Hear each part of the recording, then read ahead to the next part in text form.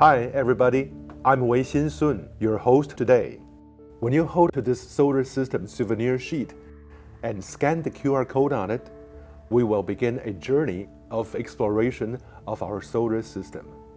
Now, let's go from inner to outer solar system to visit the 8 planets and to appreciate their unique and fascinating beauty.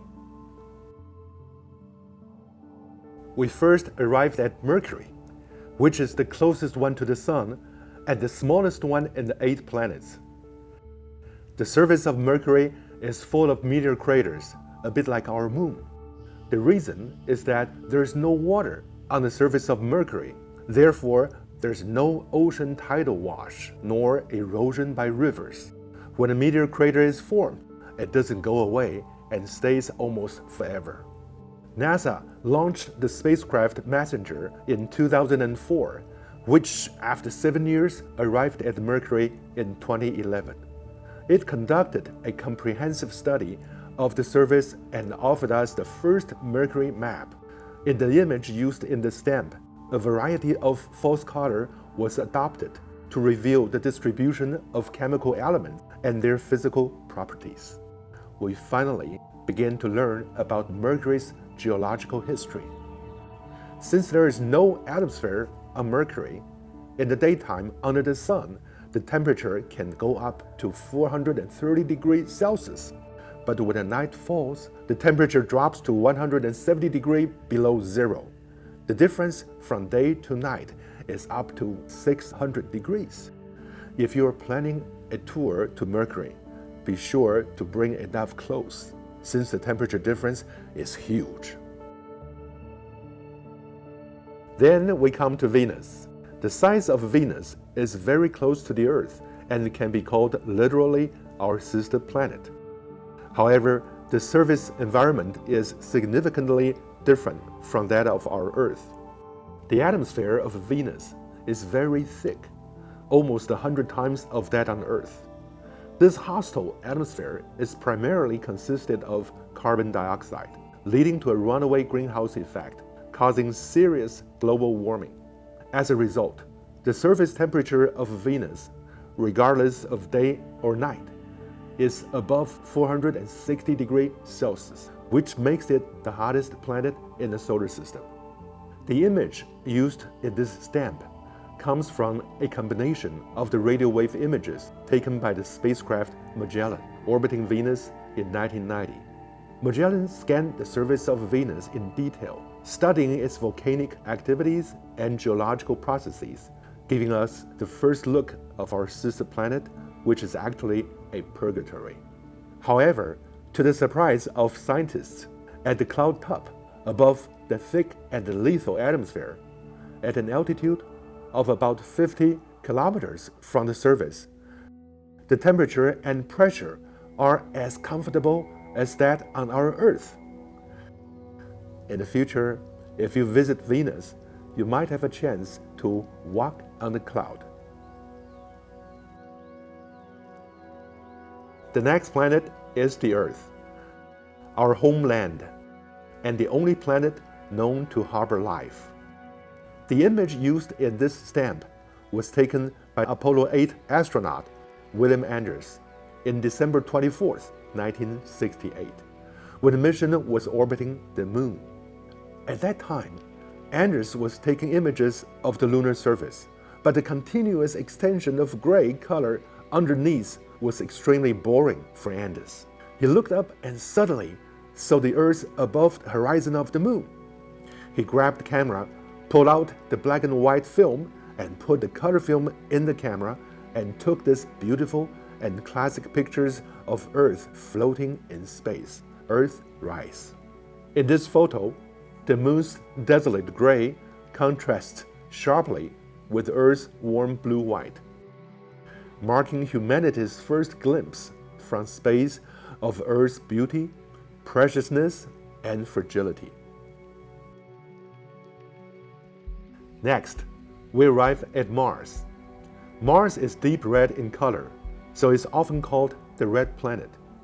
The reason being red is that the topsoil is rich in iron oxide, also known as rust. In other words, Mars is a rusty planet. In early days, people could only observe Martian surface when it was close to Earth. That is, when Mars was in opposition. The Sun, Earth, and Mars aligned in a straight line. But when human-launched spacecrafts entering Mars orbit, observing its surface up close is a completely different story. The image on this stamp was taken by the Global Surveyor in Mars orbit in 1998. We see the polar cap at the top of the image, which is made of dry ice, a mixture of water ice and carbon dioxide. The width of the polar cap reaches 1,000 kilometers. The Valles Marineris at the lower center of this image is the widest and deepest canyon in the entire solar system, measuring 4,000 kilometers from east to west and reaching a depth of 10 kilometers, surpassing the height of the Himalayas. Mars also has the highest volcano in the solar system, Olympus Mons. This mountain is about 26 kilometers high, 3 times the height of the Himalayas. This is because Mars has no plate tectonics. Materials ejected by volcanoes accumulate in the plates and, over a long time, massive volcanoes form. Although Mars may be desolate and cold, scientists believe it is a habitable world for humans. Maybe in just 2 generations, the destiny of college graduation trip will be Mars. Now we have arrived at Jupiter, the largest planet in the solar system. Its diameter is 11 times that of Earth. In other words, the volume of Jupiter is 1,400 times of the Earth. If Jupiter were a hollow sphere, it could fit 1,400 Earth inside. Jupiter has magnificent belts and beautiful auroras. But the most prominent feature on Jupiter's surface is, of course, the Great Red Spot, at the lower right of this image, which looks like Jupiter with a big eye. In fact, this Great Red Spot is just a massive storm in Jupiter's atmosphere that has been raging for at least 200 years. The image chosen for the stamp is a truly rare moment for scientists.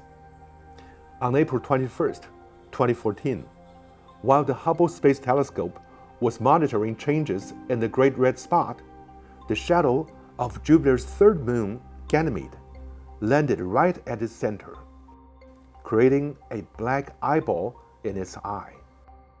This is not only science, it's fun and pleasure.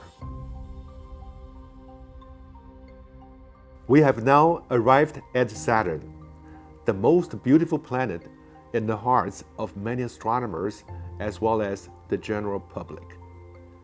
Saturn's ring was discovered over 400 years ago by the famous Italian astronomer Galileo. Modern scientists estimate that it has existed for at least 100 million years. It is not a solid ring, but a loose structure composed of billions of tiny ice crystals and stones orbiting Saturn. But why hasn't it dissolved for billions of years? There's a delicate and precise balance between Saturn's powerful gravitational field and the high speed of these particles around Saturn. Although Saturn's rings are 280,000 kilometers wide, their average thickness is only 10 meters, meaning this ring is extremely thin, about 1/10,000th the thickness of an A4 sheet of paper, if you shrink the ring into the size of an A4 paper. The image on the stamp not only shows us the magnificent rings of Saturn, but also clearly shows the active aurora phenomenon in Saturn's polar regions. We have now arrived at Uranus, the 7th planet from the Sun. Its distance from the Sun is nearly 20 times that of Earth and the Sun. It's indeed a very far away planet. The most unusual thing about Uranus is the tilt of its axis of rotation. Earth's tilt is 23.5 degrees, while Uranus' tilt is nearly 98 degrees. It looks like a rolling ball lying sideways and orbiting the sun. It takes 84 Earth years to orbit the sun once. Why does it lie on its side? Scientists believe that a long time ago, Uranus collided with another celestial body and knocked itself over. And since then, it has decided to lie down and not to get up. The image on this stamp is Uranus taken by the James Webb Space Telescope in 2023. We can see rings around Uranus, and the bright area on the right center of the image is the North Pole, which is currently illuminated by sunlight. One day there will last 42 Earth years, and one night will also be 42 Earth years. What a strange environment that is. We have finally arrived at the farthest of the 8 planets in the solar system, Neptune. Neptune's discovery was quite unique.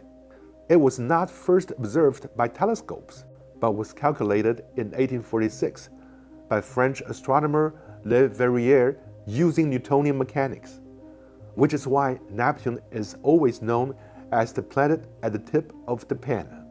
The image used on the stamp is Neptune, photographed by the James Webb Space Telescope in 2022. With this image, we can see that the 4 giant planets, Jupiter, Saturn, Uranus, and Neptune, all have a complete ring system. The bright zone of ring shape in the southern hemisphere are the clouds in Neptune's upper hemisphere. However, these clouds are not made of water droplets, like Earth's clouds, but ice clouds made of methane. This is yet another wonderful world. With advances in space technology, we believe that one day people will visit Neptune and see this distant and exotic planet with our own eyes.